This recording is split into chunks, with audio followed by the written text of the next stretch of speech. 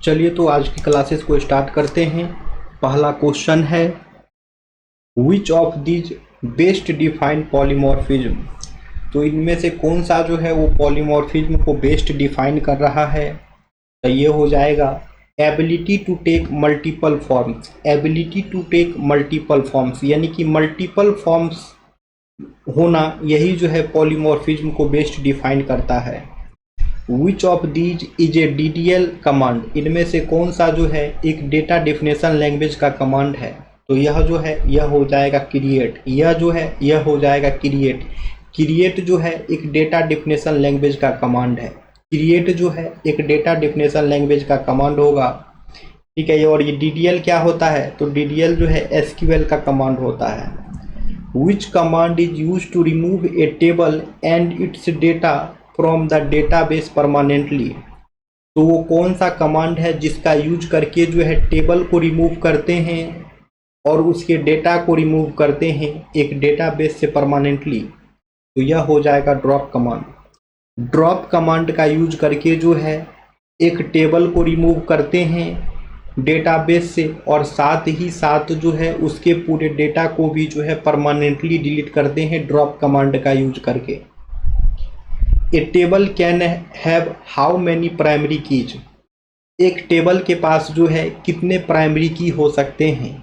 एक टेबल के पास जो है कितने प्राइमरी की हो सकते हैं। तो यह हो जाएगा एक, यानी एक टेबल के पास जो है एक ही प्राइमरी की हो सकते हैं। यानी एक टेबल के पास जो है एक ही प्राइमरी की हो सकते हैं। अब है which of the following protocols is use to access web pages. कौन से प्रोटोकॉल का यूज करके जो है वेब पेजेज को एक्सेस कर सकते हैं। कौन से प्रोटोकॉल का यूज करके जो है वेब पेजेज को एक्सेस कर सकते हैं। तो यह हो जाएगा HTTP। यह हो जाएगा HTTP, यानी HTTP प्रोटोकॉल का यूज करके जो है वेब पेजेज को एक्सेस कर सकते हैं। HTTP प्रोटोकॉल का यूज करके जो है वेब पेजेज को एक्सेस कर सकते हैं, ठीक है। HTTP जो है एक रिक्वेस्ट रिस्पॉन्स प्रोटोकॉल होता है। यह जो है एप्लीकेशन लेयर का प्रोटोकॉल होता है। यह जो है TCP/IP पे वर्क करता है। HTTPS जो है एक सिक्योर वर्जन होता है HTTP का, जो कि इनक्रिप्ट करता है डेटा प्राइवेसी को। आगे आते हैं, What does DNS stand for. DNS का फुल फॉर्म क्या होगा। DNS का फुल फॉर्म क्या होगा, तो इसका फुल फॉर्म जो है डोमेन नेम सिस्टम होगा। DNS का फुल फॉर्म जो है डोमेन नेम सिस्टम होगा। मैक एड्रेस कितने बीट का होता है। मैक एड्रेस कितने बीट का होता है, तो यह हो जाएगा 48 बीट।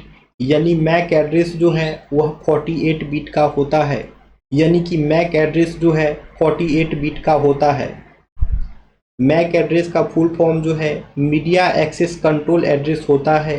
यह जो है एक यूनिक आइडेंटिफायर होता है जो कि नेटवर्क इंटरफेस कंट्रोलर को असाइन किया जाता है और communication within network segment.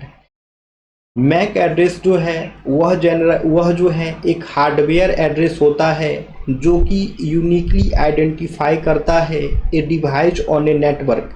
MAC address जो है 12 डिजिट का हेक्साडेसिमल नंबर होता है जो कि अक्सर रिप्रेजेंट किया जाता है हाइपन्स, कॉलन्स और without separators. Which of these is not a type of memory. इनमें से कौन सा जो है वह मेमोरी का टाइप नहीं है। इनमें से कौन सा जो है वह मेमोरी का टाइप नहीं है, तो यह हो जाएगा ALU। ALU जो है वह मेमोरी का टाइप नहीं है। बाकी रोम हो गया, कैश हो गया, रैम हो गया, ये सभी के सभी जो है मेमोरी के टाइप होते हैं। What does the accumulator do. एक एक्यूमुलेटर जो है वो क्या करता है, तो यह हो जाएगा temporarily holds intermediate arithmetic result. Temporarily hold intermediate arithmetic result, जो भी इंटरमीडिएट अर्थमेटिक रिजल्ट होते हैं उसे टेम्पोरली होल्ड करने का काम जो है एक्यूमुलेटर करता है। जो भी टेम्पोरली इंटरमीडिएट अर्थमेटिक रिजल्ट होते हैं उसको होल्ड करने का काम जो है एक्यूमुलेटर करता है। In computing an accumulator is a register within the CPU that temporarily stores arithmetic and logical calculation. It acts as a scratch pad for intermediate results, allowing the CPU to perform multi-step operation efficiently.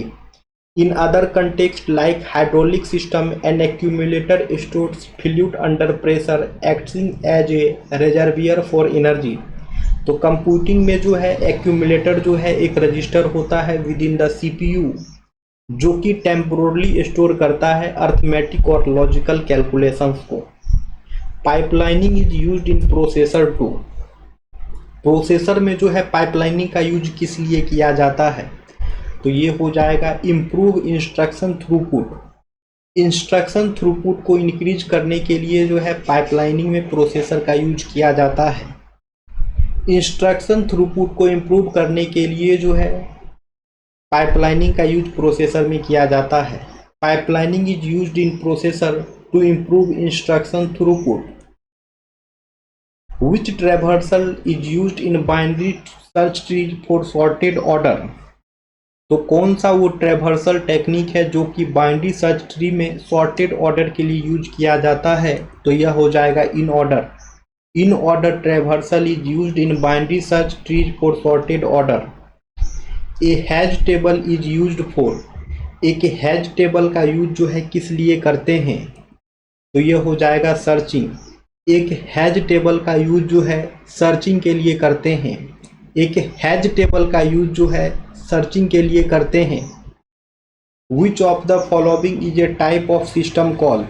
इनमें से कौन सा जो है एक system call का type है, तो यह हो जाएगा ओपन। ओपन जो है एक सिस्टम कॉल का टाइप होगा। ओपन जो है एक सिस्टम कॉल का टाइप होगा। ए बूट स्ट्रैप प्रोग्राम इज। एक बूट स्ट्रैप प्रोग्राम जो है वो क्या होता है, एक बूट स्ट्रैप प्रोग्राम जो है वह क्या होता है, तो यह जो है एक प्रोग्राम हो जाएगा जो कि OS को इनिशियलाइज करता है। एक बूट स्ट्रैप प्रोग्राम जो है एक प्रोग्राम होता है जो कि OS को इनिशियलाइज करता है। Semaphore is used for. Semaphore का यूज जो है किस लिए करते हैं, सीमाफोर का यूज जो है किस लिए करते हैं, तो यह हो जाएगा प्रोसेस सिंक्रोनाइजेशन। प्रोसेस सिंक्रोनाइजेशन के लिए जो है सीमाफोर का यूज करते हैं। प्रोसेस सिंक्रोनाइजेशन के लिए जो है सीमाफोर का यूज करते हैं। Semaphore are primarily used for process synchronization and mutual exclusion in operating system. Constructor overloading means. Constructor overloading का मतलब क्या होता है, तो यह हो जाएगा having multiple constructor with different parameter. Having multiple constructor with different parameter, यानी कि मल्टीपल कंस्ट्रक्टर हो डिफरेंट पैरामीटर के साथ, उसे ही जो है कंस्ट्रक्टर ओवरलोडिंग कहते हैं। मल्टीपल कंस्ट्रक्टर हो डिफरेंट पैरामीटर के साथ, उसे ही जो है कंस्ट्रक्टर ओवरलोडिंग कहते हैं। ठीक है। कंस्ट्रक्टर ओवरलोडिंग जो है एक कॉन्सेप्ट होता है ऑब्जेक्ट ओरिएंटेड प्रोग्रामिंग में, जहां पे एक क्लास के पास जो है मल्टीपल कंस्ट्रक्टर हो सकते हैं विथ ए डिफरेंट नंबर और type of parameter. Which of these is not a type of inheritance in ऊप। इनमें से कौन सा जो है इनहेरिटेंस का टाइप नहीं होता है ऊप में, तो यह हो जाएगा डबल। डबल जो है ऑब्जेक्ट ओरिएंटेड प्रोग्रामिंग में इनहेरिटेंस का टाइप नहीं होता है। बाकी सिंगल हो, मल्टीपल हो, हाइब्रिड हो, ये सभी के सभी जो है ऑब्जेक्ट ओरिएंटेड प्रोग्रामिंग में इनहेरिटेंस के टाइप होते हैं। Which concept provides security to data in OOP. तो कौन सा कॉन्सेप्ट है वो जो कि ऑब्जेक्ट ओरिएंटेड प्रोग्रामिंग में डेटा को सिक्योरिटी प्रोवाइड करने का काम करता है, तो यह हो जाएगा इनकैप्सुलेशन। यह हो जाएगा encapsulation. Encapsulation provides security to data in object oriented programming. Encapsulation जो है डेटा को सिक्योरिटी प्रोवाइड करने का काम करता है ऑब्जेक्ट ओरिएंटेड प्रोग्रामिंग में। Which command is used to give permission to user in SQL। तो वो कौन सा कमांड है जो कि यूजर को परमिशन देता है एसक्यूएल में? वह कौन सा कमांड है जो कि यूजर को परमिशन देता है एसक्यूएल में?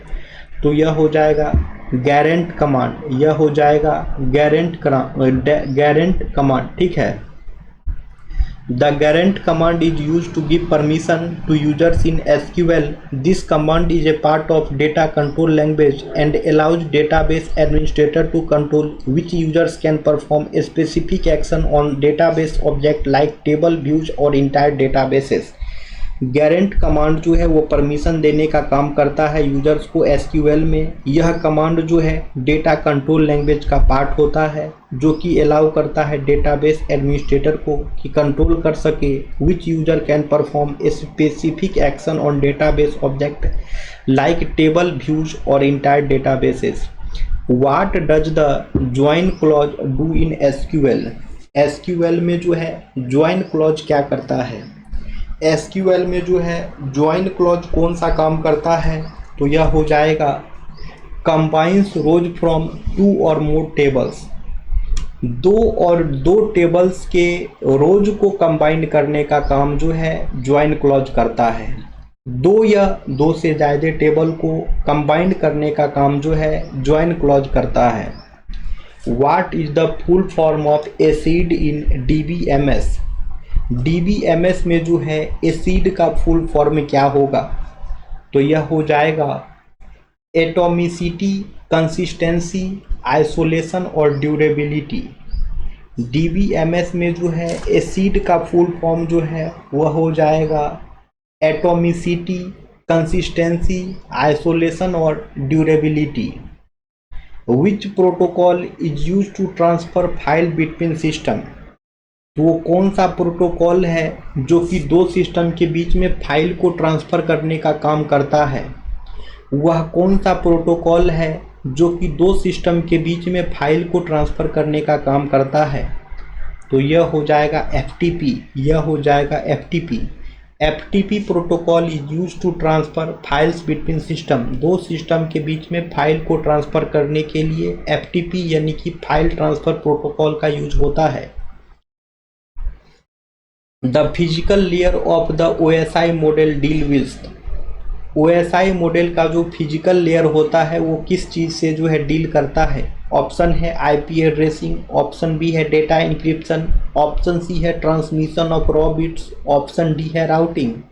तो इसका करेक्ट आंसर हो जाएगा ट्रांसमिशन ऑफ रॉ बिट, यानी कि OSI मॉडल का फिजिकल लेयर जो है वह रॉ बिट के ट्रांसमिशन में यूज किया जाता है।